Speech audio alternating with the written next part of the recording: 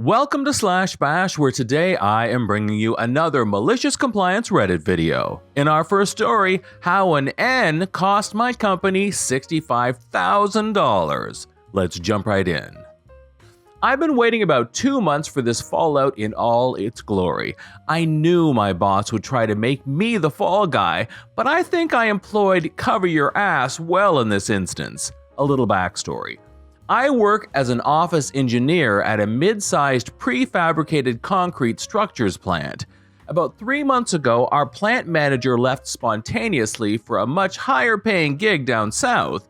Due to this, his responsibilities were distributed to whoever had capacity. I was put in charge of purchasing with the caveat that any purchase order over $5,000 had to be reviewed by that project manager. This was due to a mistake, due in part to my inexperience and in part to my overconfidence. I made on an order which only cost us a couple grand but delayed a project. Also, due to lower labor costs and the size of our own steel shop, we have most of our large steel structures fabricated just across the border in Canada. Our general manager is acting project manager on a project which includes a large steel frame surrounded by concrete modules. I was told to get this frame quoted by our Canadian metal fabricator. I get the quote back and throw together the purchase order. When I look back through the project specifications before sending the purchase order for review, I see our project has a Buy American clause. Not Buy America as we had assumed. Almost all of our projects are Buy America and we are very familiar with it. This little N makes all the difference. Under Buy America, a Canadian fabricator can use American steel and meet every requirement.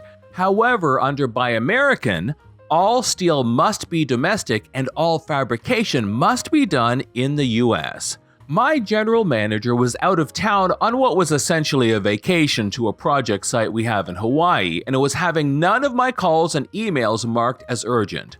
I informed him in a couple emails and multiple voicemails that we had to go to a different fabricator or the project would be rejected. I got an angry email back telling me to place the order immediately. I tried one more call in desperation, straight to voicemail, and then sent him over the completed purchase order with the Buy American spec attached, telling him this is well over my $5,000 limit and I needed to get him to approve it before I sent it out.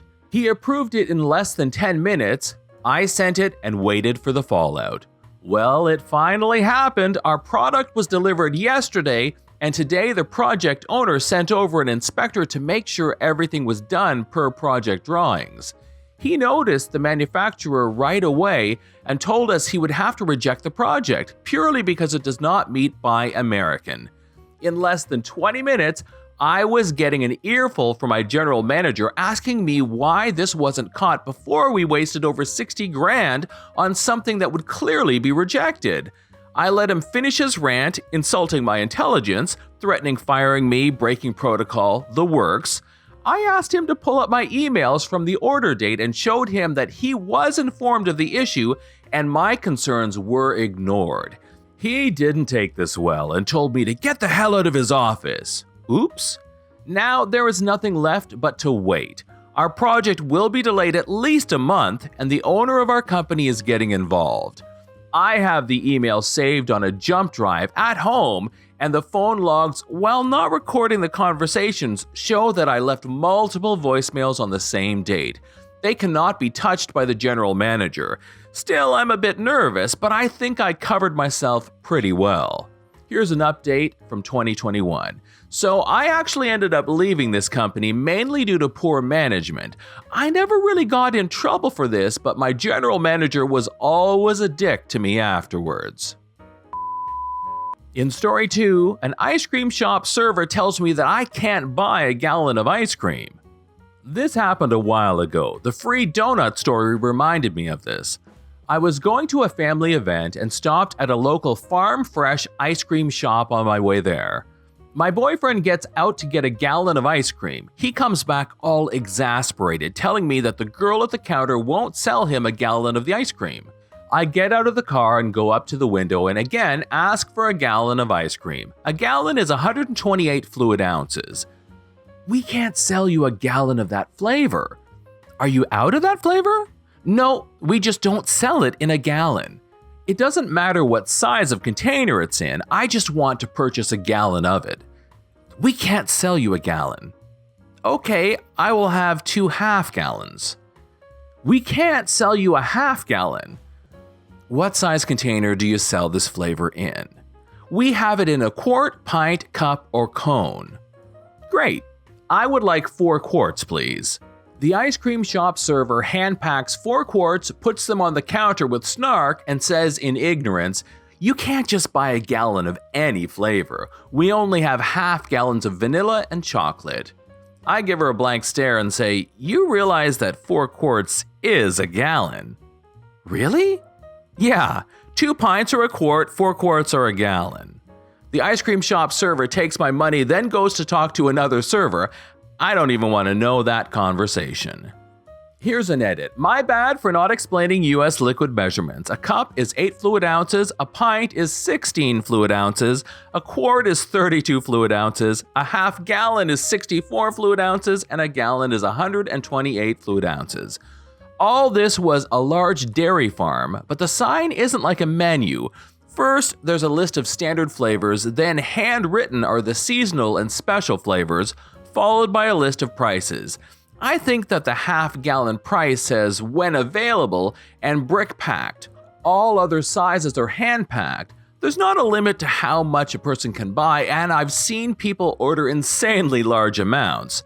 It wasn't too busy when I ordered, and I told her to take her time, emphasizing that I was not in a hurry, as I realized that hand-packing takes a while.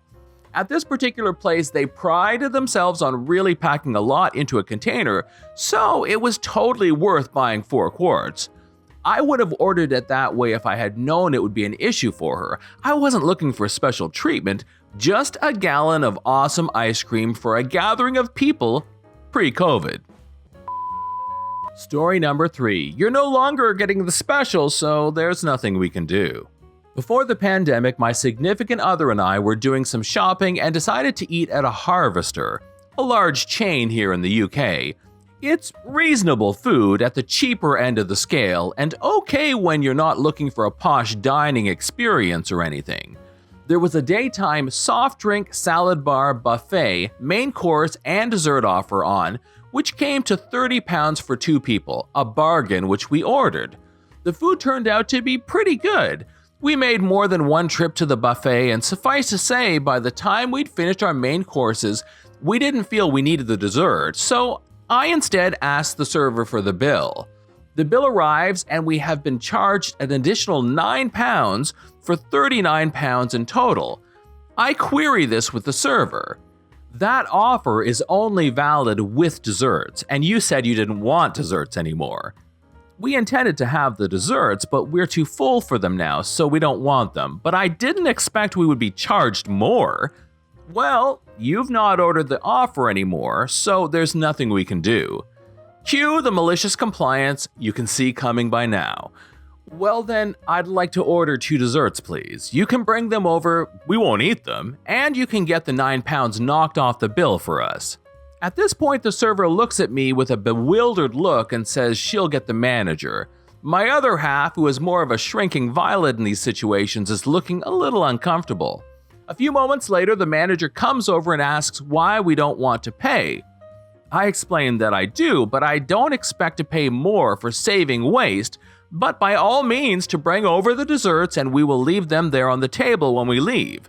Comprehending this, she agrees to just charge us for the meal deal. This is John from Slashbash. Thanks for watching. If you've enjoyed the video and want to be the first to know when the next one drops, subscribe and click on that notifications bell. We would love for you to drop a like, share it with your friends, and we will see you in the next one.